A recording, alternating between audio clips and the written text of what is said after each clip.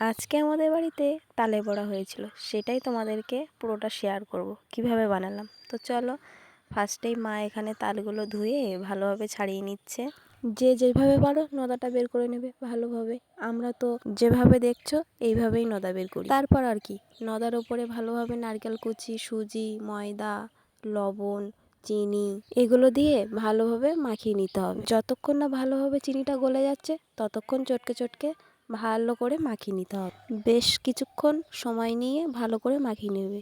এই যা, লবণ দিতে ভুলে গেলাম তো, এবার লবণটা দিয়ে দিয়েছি। এবার আর একটু ভালোভাবে মাখিয়ে নেব। নদাটা মাখানোর সময় কড়াইতে তেল বসিয়ে দিয়েছিলাম।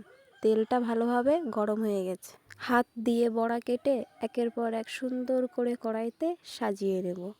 না না, আমি কিন্তু দিচ্ছি না, মা দেবে আর আমি ভাজবো, মানে উল্টে দেবো।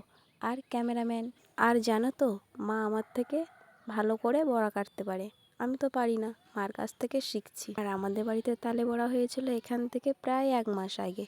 আর এখন আমার চোখে ভিডিওটা পড়লো, তাই এডিট করে তোমাদের সামনে শেয়ার করলাম। আমার স্বামী কাজে যাবার 2 দিন আগে, কারণ ও চলে যাবে, ও তো আর খেতে পারবে না, আমরা কি করে বাড়িতে খাই বলো, তাই ও থাকতে থাকতেই বানিয়েছিল। তোমাদের সাথে কথা বলতে বলতে দেখো আমার এক পিঠ ভাজা হয়ে গেছে। এবার ভালোভাবে উল্টে দিচ্ছি।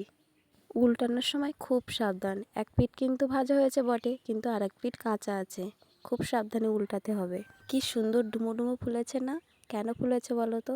এর মধ্যে ময়দা আর যে সুজি দেওয়া আছে। কালারটা দেখো, দেখে লোভ লাগছে না? আমি কিন্তু তুলতে তুলতে সাটিয়ে দিয়েছি। এবার আর কি, এবার থালায় তুলে নেব।